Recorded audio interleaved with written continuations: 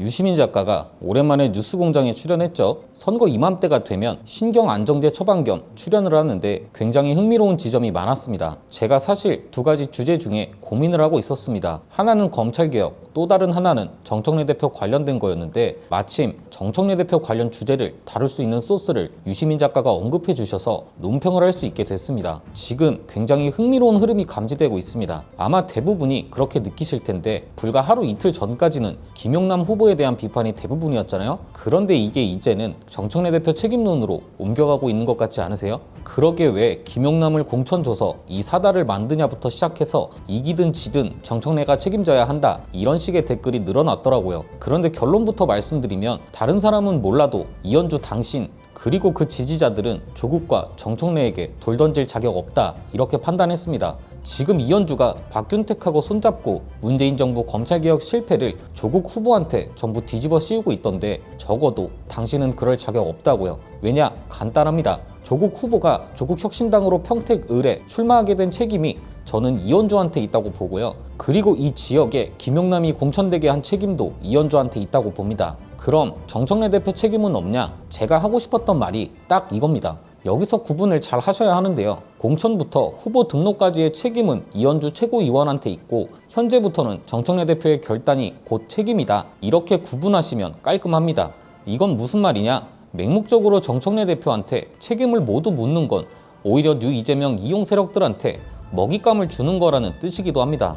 그렇잖아요. 지금 정청래 대표를 흔들면 결국 전당대회 때 당대표를 김민석 총리나 송영길한테 넘겨주게 될 건데 이게 얼마나 위험한 일인지는 계속 설명해 드렸죠.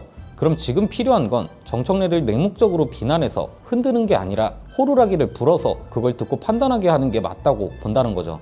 이게 저는 사람을 추종하는 쪽과 대의를 생각하는 쪽의 차이라고 보는데 사실 우리가 가장 궁금한 건 뭔가요? 평택을에 민주당이 출마하는 건 알겠어. 그런데 왜 하필 그게 김용남일까? 이거잖아요.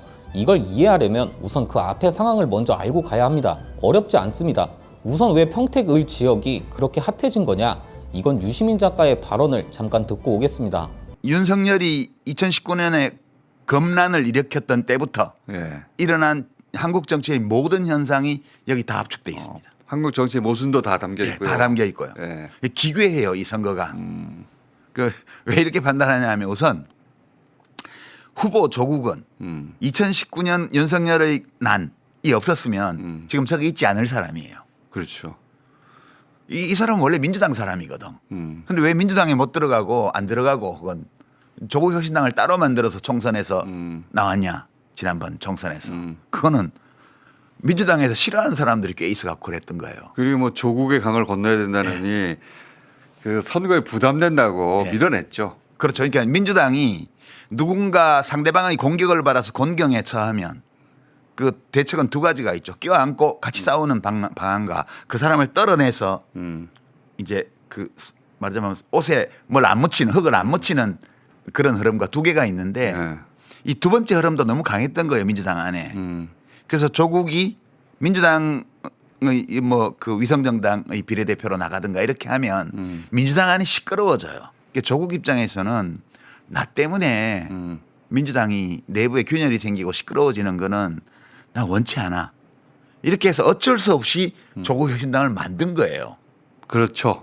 원래 만들어질 때. 그렇지 않았다면 민주당이 입당했겠죠. 그렇죠. 지금 민주당 후보로 평택에 나가 있겠죠. 그렇겠죠. 어디 다른 데 나갔거나. 굉장히 흥미롭죠. 일단 뉴 이재명 이용 세력들 쪽에선 조국 후보를 민주당 분열 세력으로 몰고 가는데 그게 아니고 그 전에 조국혁신당을 만들게끔 한 게 민주당 내 당권의 눈먼자들이었다는 전제, 이게 일단 중요하다고 보고요. 이 평택을 지역을 보면 모든 게 들어있다는 겁니다. 윤석열 탄핵 이후 국힘에서 넘어온 사람도 있고 윤석열 때문에 온 가족이 도륙당하면서 검찰개혁의 시작이 된 사람도 있고 윤석열하고 같이 가다가 완전히 망해버린 정당에 소속되어 있는 사람도 있고 최근에 모든 정치사와 관련된 사람이 평택을 지역에 출마를 했다는 거죠. 그럼 여기서 생각해 볼 수 있는 건 왜 그 뒤로 국힘 출신 사람들이 민주당으로 대거 들어오고 있는 거냐, 이 흐름도 알아야겠죠.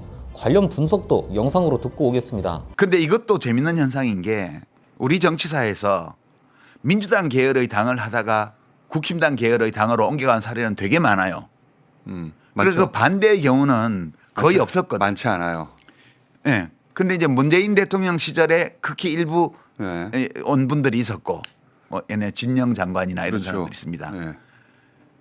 그리고 그리고 국회의원 했죠. 예, 이재명 정부 들어와서 처음으로 상당한 규모로 저쪽 당에 있던 사람들이 이쪽으로 민주당 쪽으로 넘어오는 흐름이 생긴 거예요. 네. 장관 유임시키고 맞아요. 뭐 개혁신당 대표했던 허은하 씨를 비서관으로 기용한다든가 뭐 이런 일들, 권오을 장관 본부에 하고 등등의 그러니까 이 흐름이 처음으로 상당한 규모로 이루어진 거예요. 처음으로. 이게 이제 이른바 한참 시끄러웠던 뉴 이재명이라는 뭐 그런 현상 중에 하나죠. 예. 대통령이 인기가 있고 지지율이 높고 그리고 목적의식적으로 중도 확장 혹은 오른쪽으로 확장하는 전략을 후보 때부터 이재명 대통령이 펼쳤기 때문에 그 흐름을 타고 이게 처음 생긴 거예요. 그러니까 이건 뭘 의미하냐면 옛날에는 국힘당 계열이 주류 정당이었다면 지금은 더불어민주당이 주류 정당이 돼 있다는 뜻입니다. 저도 그런 현상이 일부 자, 일단 여기까지 들으셨으면 왜 국힘당 출신들이 민주당 쪽으로 대거 들어오는 건지, 그리고 우리나라 정치사적으로 현재 이 현상이 얼마나 의미 있고 당연한 절차인지까지 정리가 되셨을 겁니다. 딱 이 대목에서 이런 생각이 드는 분들 많을 겁니다. 정치사적으로 자연스러운 일이고 그렇게 민주진영 세력이 커지는 것도 좋은 일이라는 거 알겠어. 그런데 왜 하필 조국하고 싸우는 상대를 김용남으로 결정했냐 이거야. 이런 거죠. 제가 앞에서 공천과 후보 등록까지의 책임은 이현주 최고위원 그리고 그 이후의 책임과 결단은 정청래 대표에게 있다고 말씀드렸잖아요. 이 말을 기억하신 상태에서 유시민 작가의 발언 듣고 오겠습니다. 왜 그러면 왜 김영남을 했을까? 이거 웃기잖아요. 얘기해 보십시오. 예. 그러니까 조국이 따로 있는 이유는 지난번에 통합이 됐으면 민주당 후보로 나갔을 거예요. 근데 이제 제가 아는 바로는 정청래 당대표는 통합에 별 뜻이 없었어요. 근데 대통령이 그때 우상호 정무수석 그 뒤에 지금 정무수석 뭐 이렇게 들어와서 시켜가지고 그 통합하는 게 좋지 않아요라는 의사가 전달이 된 거예요. 그러니까 정청래 대표는 본인은 그렇게 큰 의지가 없는데 대통령 뜻이 그런 것 같으니까 친명이잖아. 아휴, 하겠노 대통령 뜻을 받아야지. 이래갖고 통합 얘기를 꺼냈다가 볼 팔매를 어마어마하게 맞고 거기에 당원 투표까지 가지도 못했네. 그 대통령의 뜻이 통합에 있었다는 것은 정무수석을 통해서 확인이 됐고 두 차례 두 정무수석이 다 확인해 줬잖아요. 네. 정청래 대표는 그걸 이제 자기 방식으로 소화했는데 그게 좀 거칠긴 했어요. 그렇죠. 대통령이 시켰어라고 말을 한 게 아니고 내가 할 거야라고 말을 했으니까 본인이 돌맞은 거지. 그것이 올바른 그렇죠. 자세예요. 그리고 그 과정을 본인 스타일대로 굉장히 거칠게 했죠. 네. 그러니까 조국이 원래 민주당 사람이니까 네. 그 평택을에 조국이 출마 선언을 하고 나서 누가 나갈 수 있겠어요. 조국의 강을 건너야 돼. 조국을 배척해야 돼라고 주장하는 사람들 쪽에서 나갈 수밖에 없죠. 그 이광재 의원 같은 사람은 나가라 그러니까 난 못해 그러잖아. 왜냐하면 우리 편이잖아. 같은 편인데 어떻게 가서 선거를 하냐고. 그러니까 조국을 자기 편으로 인식하지 않는 사람들이 나가야 돼요. 그 그룹밖에 남지를 않죠 후보군에. 네. 그러니까 제가 자세한 상황은 모르지만 야 후보가 없어. 그러니까 당신들이 그러면 후보 정해봐. 뭐 이런 과정을 거쳐서 김용남 후보로 되지 않았을까. 그렇게 짐작하신다. 네. 여기까지 들으셨으면 이제 전체적인 흐름이 보이실 거고요. 제가 앞에서 말씀드린 이현주 책임론이 어떤 의미인지도 정리가 되셨을 겁니다. 간단합니다. 어제 영상에서 말씀드린 내용하고 연결되는 건데요. 조국혁신당 합당을 누가 반대했죠? 이현주, 강북부, 황명선 이자들이 가장 앞장서서 반대했죠. 이현주는 합당 반대 여론이 훨씬 높다고 했는데 민주당 지지층의 합당 찬성 여론은 70%가 넘었다고 했잖아요. 본인 주장에 맞는 데이터를 골라서 왜곡된 정보를 퍼뜨렸고 그렇게 해서 결국 합당이 무산됐습니다.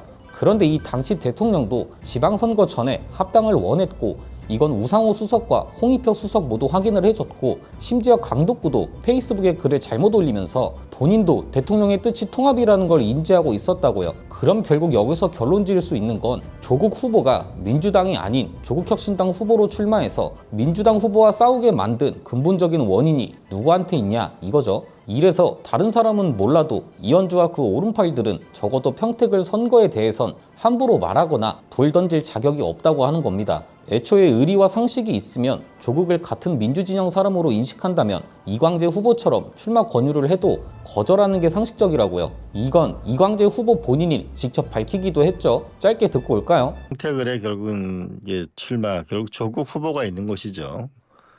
근데 거기 요청을 받았는데 어쨌든 조국 후보가 검찰 개혁에 노력한 게 맞잖아요. 네. 그리고 지난번 정권 재창출에도 함께 노력을 했고 네. 또 민주당과는 반대도 있었지만 합당 논의가 있었던 대상자이고 네.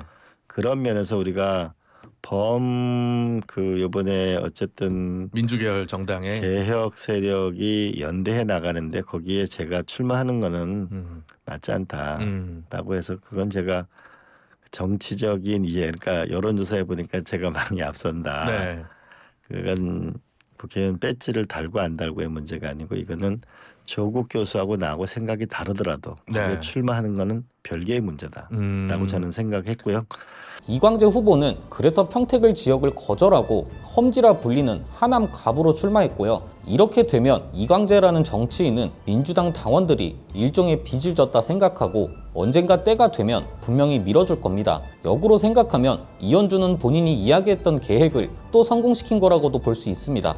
민주진영을 분열시켜야 한다고 했는데 결국 조국과 김용남이 싸우고 있는 거잖아요. 이 대목에서는 이런 생각을 하실 겁니다. 그럼 김용남을 선택한 정청래는 뭐지? 이런 거죠. 이건 유시민 작가 발언 중에 유추할 수 있는 대목이 있었죠. 이광재 후보처럼 대부분이 평택을 출마를 거절하니까 결국 남는 후보가 없었다는 거잖아요. 그래서 정청래 대표도 다른 의원들 보고 후보를 추천해보라고 했는데 그렇게 나온 게 김용남일 가능성이 높다는 거죠. 실제로 최근에 정치권에선 어떤 소문이 있었냐? 김용남 후보 추천을 이현주가 적극적으로 했다는 소문이 돌았었습니다. 이게 사실인지 아닌지는 우리가 알 수 없죠. 그런데 마침 김용남 후보 개소식에서도 어떤 장면이 나왔다? 정청래 대표가 연단에 섰을 때는 지지자들이 비난하고 이현주와 강득구가 연단에 섰을 때는 이름을 연호하고 이러니까 또 의심의 정황이 늘어나게 됐고 그렇기 때문에 적어도 조국과 김용남이 같은 지역에서 후보로 붙게 된 근본적인 원인에는 이현주가 있다. 저는 개인적으로 이렇게 해석하는 겁니다. 그럼 정청래 대표의 책임은 없냐? 저는 이게 앞으로 중요하다고 보는데요. 정청래 대표의 책임은 지금부터 생기는 거라고 봅니다. 왜냐? 대부분이 공천과 후보 등록까지의 과정, 맥락, 그리고 전후 사정을 이해하실 겁니다. 그런데 그 이후부터의 결단은 정청래 대표가 하는 거잖아요. 솔직하게 말씀드리면 김용남이라는 정치인은 정치인으로서의 자격이 없는 걸로 검증됐다. 이렇게 볼 수 있습니다. 과거 정치적 발언 같은 것까지는 제대로 사과하고 넘어가면 될 일이었다고 봅니다. 그쪽 당에 있었으니까 100번 양보하면 그렇다는 거죠. 그런데 최근에 어떤 보도가 나왔죠. 변호사 시절에 이런 사건을 그것도 가해자 편에서 수십 건을 했다는 보도가 나왔잖아요. 이걸 또 변호사가 그런 변호를 거부하냐 이러는 사람들도 있던데 실제로 변호를 못하겠다고 하는 변호사들도 있습니다. 주변에 있는 법조인들한테 취재를 좀 해봤는데요. 수임료를 받기 전에 사건을 가지고 상담을 할 거잖아요. 이 상담 과정에서 내가 가지고 있는 증거 자료는 뭐가 있고 사건이 어떻게 전개됐던 거고 이런 걸 굉장히 상세하게 듣거든요. 이걸 다 듣고